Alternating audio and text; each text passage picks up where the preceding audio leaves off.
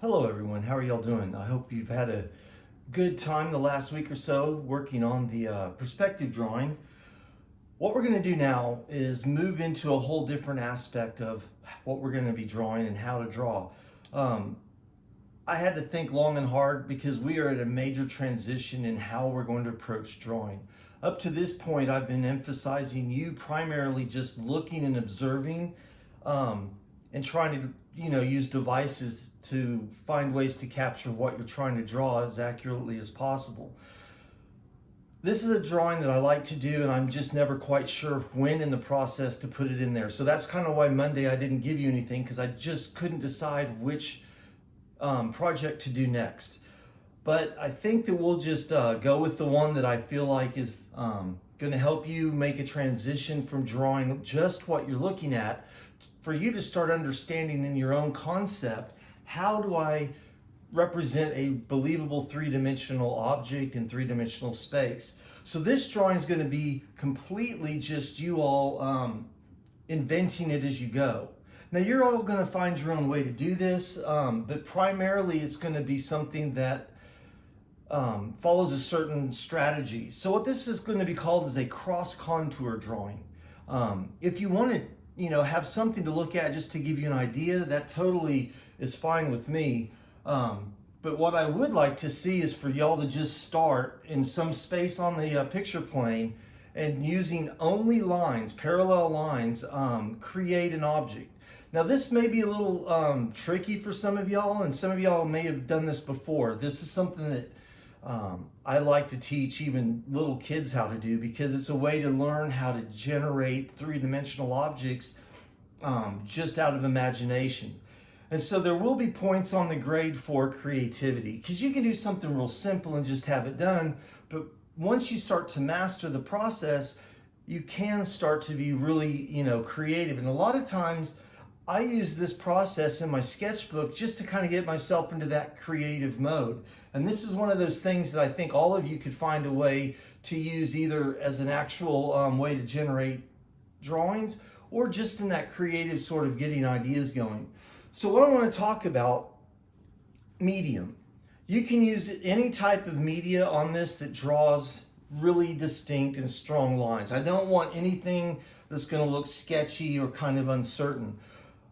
You can use graphite, but with graphite we always have a tendency to be too careful, because we tend to hold it and draw carefully. So if you use graphite, you're going to have to make a very distinct and determined mark.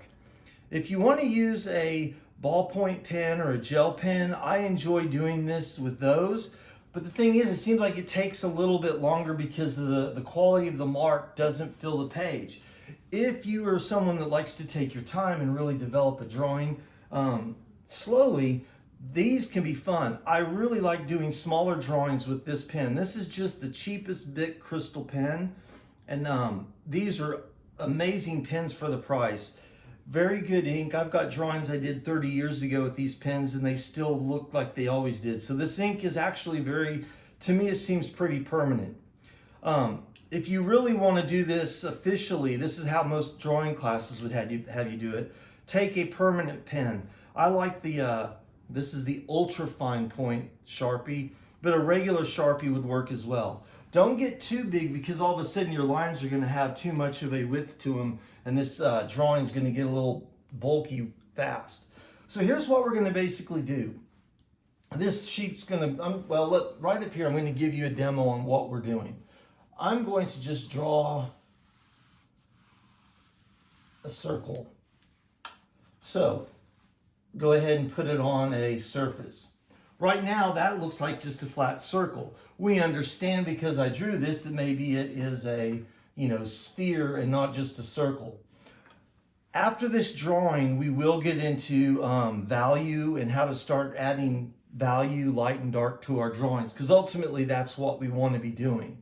All we're doing on this is understanding that there are lines that go across an object. Sometimes literally you can see them. If there's a texture that has linear quality, you can see it. But usually we're looking at a surface that just has maybe a non-directional texture, is what I like to call it. And what that means is there is a surface to this object. So even though we've drawn a circle, that's really a sphere. So the rule of the ellipse is happening. So this circle is actually made up of multiple ellipses. Somewhere is eye level, and that ellipse is going to be pretty flat. But as they go up, these ellipses get a little bit more opened up at the extremes. So we don't see that entire ellipse though. We just see the front surface. But what this tells us is that there are lines. I'm going to go ahead and draw this in with the darker. What this is telling us is the front side of the ellipse is going to come around like that. It's going to come around like that. And somewhere, I'm just going to do this one as, one of them is going to be fairly flat. You won't see much of a curve. And the more you practice this, the better you'll get at understanding how to show us that three-dimensional surface. So this starts to give us three-dimensionality. And that's what we want to understand on any object that we draw. Let me make a cube real quick, just to give you an idea.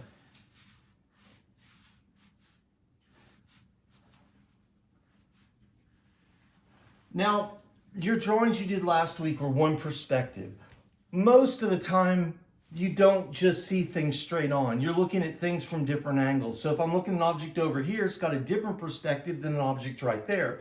So even though I might be looking in this big picture plane, there is one perspective that kind of, governs the overall design, but individual objects within that design oftentimes have a different perspective.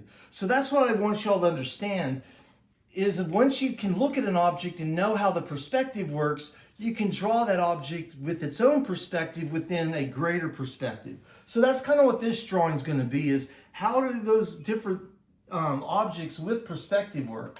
So a cube is really easy because the perspective, we know that somewhere way off out here is a vanishing point.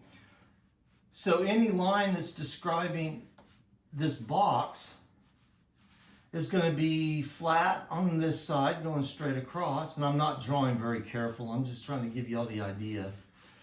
Or if I have, vertical lines,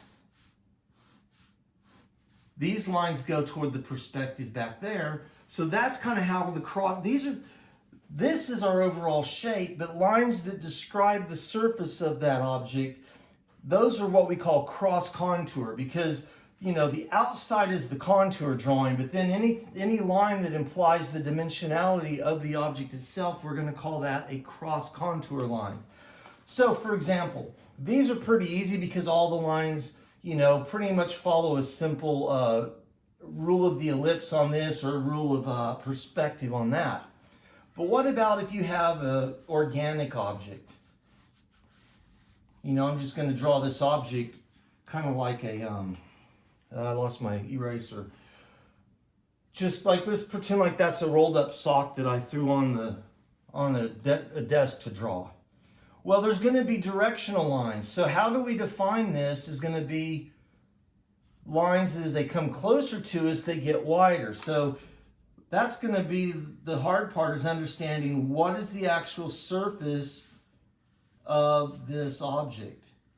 And if you can see a line go there, you can see a line go there.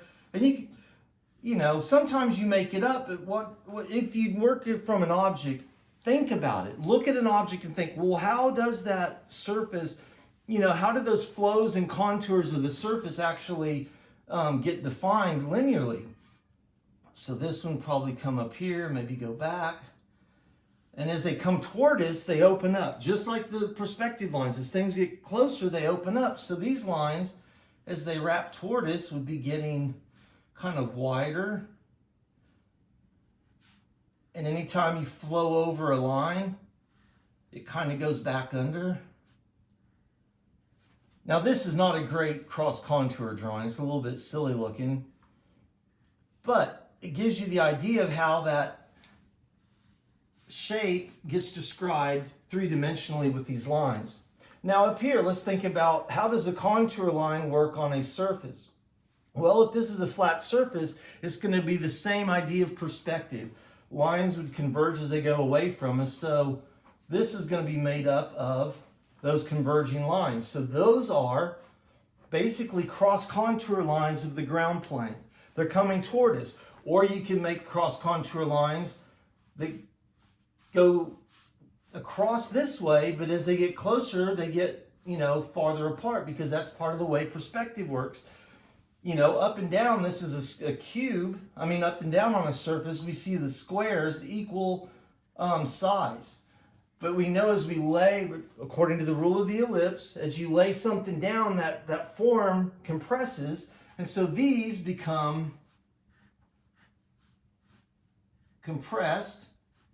And that's what we're basically understanding. These are things that I figured out over the years that were my way of learning how to understand perspective. When you look at an object, I don't want you to just be able to kind of guess at what it is. I want you to be able to understand when you're looking at something and drawing something, all of the aspects. How does all this complexity of the object work? There is an outline to the object, but there's also dimensionality. That object is a form. A surface is a form. Even the space and the distance, if you want a vertical background, you have cross contour lines that you kind of draw.